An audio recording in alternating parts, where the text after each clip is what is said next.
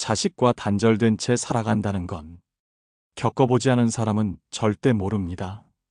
내가 그렇게 정성 들여 키운 아이인데 명절에도 생일에도 아무 연락이 없을 때 그 침묵이 얼마나 가슴을 찢는지 오늘은 제가 직접 겪은 이야기입니다.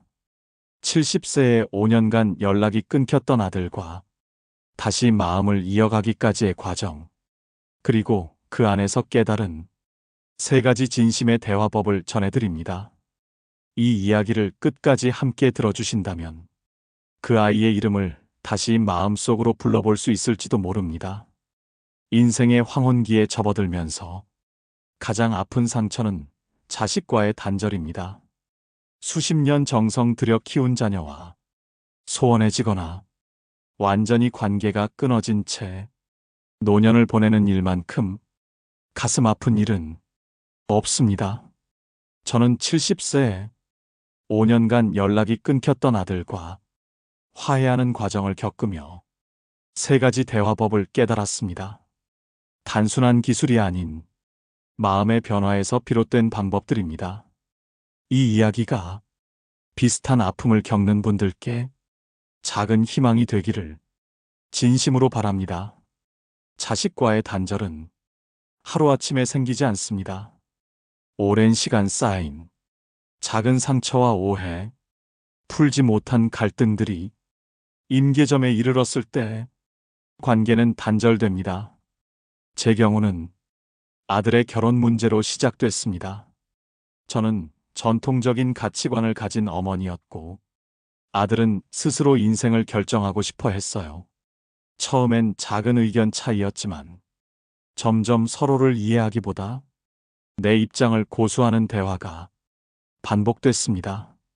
결국 아들은 엄마랑은 대화해봤자 소용없어 이 한마디를 남기고 결혼 후 5년간 연락을 끊었습니다. 명절에도 제 생일에도 연락은 없었습니다. 많은 부모님들이 이와 비슷한 상황을 겪습니다.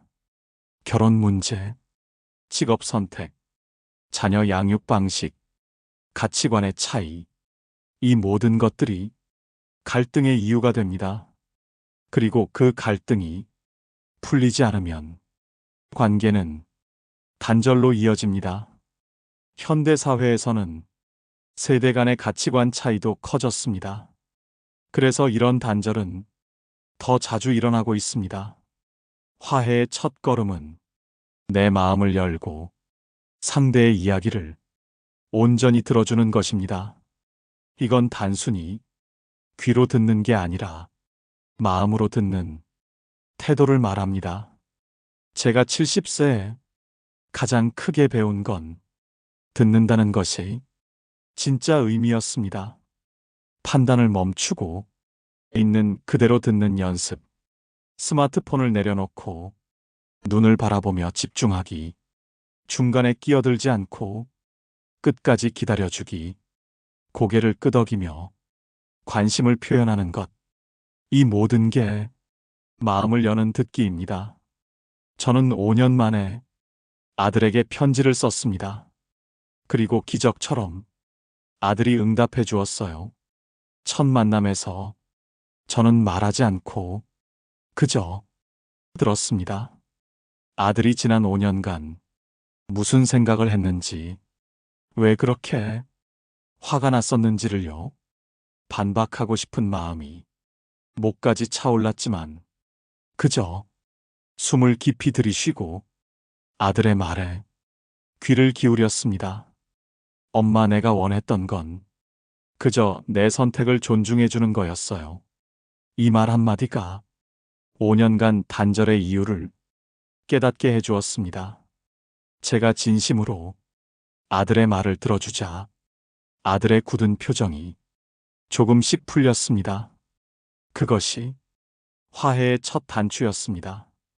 현대 사회에서는 세대 간의 가치관 차이도 커졌습니다. 그래서 이런 단절은 더 자주 일어나고 있습니다. 화해의 첫 걸음은 내 마음을 열고 상대의 이야기를 온전히 들어주는 것입니다. 이건 단순히 귀로 듣는 게 아니라 마음으로 듣는 태도를 말합니다. 제가 70세에 가장 크게 배운 건 듣는다는 것이 진짜 의미였습니다. 판단을 멈추고 있는 그대로 듣는 연습. 스마트폰을 내려놓고 눈을 바라보며 집중하기. 중간에 끼어들지 않고 끝까지 기다려주기. 고개를 끄덕이며 관심을 표현하는 것. 이 모든 게 마음을 여는 듣기입니다. 저는 5년 만에 아들에게 편지를 썼습니다. 그리고 기적처럼 아들이 응답해 주었어요. 첫 만남에서 저는 말하지 않고 그저 들었습니다. 아들이 지난 5년간 무슨 생각을 했는지, 왜 그렇게 화가 났었는지를요. 반박하고 싶은 마음이 목까지 차올랐지만 그저 숨을 깊이 들이쉬고 아들의 말에 귀를 기울였습니다. 엄마, 내가 원했던 건 그저 내 선택을 존중해 주는 거였어요. 이 말 한마디가 5년간 단절의 이유를 깨닫게 해 주었습니다. 제가 진심으로 아들의 말을 들어주자 아들의 굳은 표정이 조금씩 풀렸습니다. 그것이 화해의 첫 단추였습니다. 두 번째 대화법은 나의 잘못을 인정하는 것입니다. 부모로서 권위를 내려놓고 나도 실수할 수 있는 사람임을 받아들이는 일이었습니다. 이 단계는 정말 어려웠습니다. 하지만 진심을 담아 사과했을 때 놀라운 일이 일어났습니다. 나는 아들에게 이렇게 말했습니다. 아들아, 엄마가 내 인생의 중요한 결정에 너무 깊이 간섭한 걸 이제야 알게 됐다.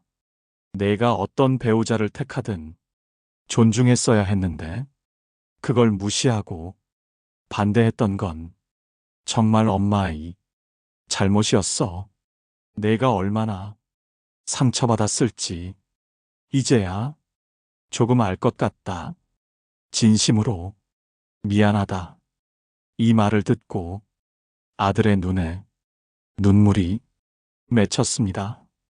엄마가 그렇게 말해주니까 정말 마음이 놓여요. 사실 저도 너무 완고했던 것 같아 미안해요. 아들도 자신의 잘못을 되돌아보기 시작했습니다. 화해는 한 사람이 이끄는 것이 아니라 함께 만들어가는 것입니다. 세 번째 대화법은 미래를 위한 약속입니다. 과거를 인정했다면 이제는 앞으로의 관계를 어떻게 이어갈지 이야기해야 합니다. 저는 아들에게 이렇게 말했습니다. 앞으로는 내 선택을 존중할게. 조언을 구할 때만 내 의견을 말하겠다. 한 달에 한 번 식사라도 함께하면 좋겠지만 너무 부담 갖지 마. 그냥 가끔 안부만 전해도 좋다. 이 말에 아들도 고개를 끄덕이며 자신도 노력하겠다고 했습니다. 우리는 서로의 경계를 존중하는 방법을 조금씩 배워가기 시작했습니다. 이 세 가지 대화법을 통해 저는 아들과 다시 관계를 맺을 수 있었습니다. 물론 하루아침에 모든 것이 완벽해진 건 아닙니다. 여전히 어색한 순간도 있고 가끔은 예전 습관 때문에 갈등이 생기기도 합니다. 하지만 이제는 그 갈등을 풀 수 있는 건강한 소통 방식이 생겼습니다. 화해 후 1년이 지난 지금 아들은 격주로 저를 찾아오고 손주들과도 자연스럽게 어울리게 되었습니다. 지난 명절에는 5년 만에 온 가족이 모여 따뜻한 시간을 보냈습니다. 70대의 나이에 새로운 가족의 의미를 다시 깨닫게 된 순간이었어요. 무엇보다 큰 변화는 제 자신 안에서 일어났습니다. 자녀를 내 소유처럼 여기던 마음에서 벗어나 하나의 독립된 사람으로 존중하게 되었습니다. 이 변화는 아들과의 관계뿐 아니라 다른 가족과의 관계에도 좋은 영향을 미쳤습니다. 지금 이 순간에도 자녀와 단절되어 고통받고 계신 부모님들께 몇 가지 조언을 드리고 싶습니다. 누가 먼저 연락해야 하나 고민하지 마세요. 자존심보다 관계가 더 중요합니다. 직접 연락이 어렵다면 가족이나 친구를 중간자로 활용해 보세요. 처음부터 긴 대화를 기대하지 마시고 짧은 문자 한 장의 카드로 시작해 보세요. 상담사나 전문가의 도움을 받는 것도 좋은 방법입니다. 무엇보다 인내심을 가지세요. 관계는 천천히 회복되는 것입니다. 화해의 핵심은 진정성입니다. 말 잘하는 기술보다 더 중요한 것은 정말로 변하고자 하는 마음입니다. 상대방을 이해하고 관계를 회복하고자 하는 그 의지가 가장 큰 힘이 됩니다. 제가 사용한 3가지 대화법, 들어주기, 잘못 인정하기, 그리고 미래를 위한 약속. 이 모든 것은 진정성에서 비롯되었습니다. 70세의 나이에 제가 깨달은 가장 큰 교훈은 관계에는 이기는 사람이 없다는 것입니다. 부모와 자식의 관계에서 한쪽이 이기면 결국 둘 다 상처를 입습니다. 진정한 화해는 서로 한 걸음씩 양보하고 서로의 입장을 이해하려 할 때 비로소 가능해집니다. 노년의 삶에서 가장 큰 위안은 화목한 가족입니다. 아무리 성공하고 풍요로워도 사랑하는 자녀와 마음이 멀어져 있다면 그 삶은 외롭고 쓸쓸할 수밖에 없습니다. 지금 용기를 내어 첫 걸음을 내딛는 것, 그것이 남은 인생에서 가장 값진 투자가 될 수 있습니다. 자식과의 단절로 힘들어하는 모든 부모님들께 이 이야기가 작은 희망이 되길 바랍니다. 늦은 나이에 깨달은 소통의 지혜가 여러분의 가정에도 화해와 치유의 빛이 되길 진심으로 기원합니다.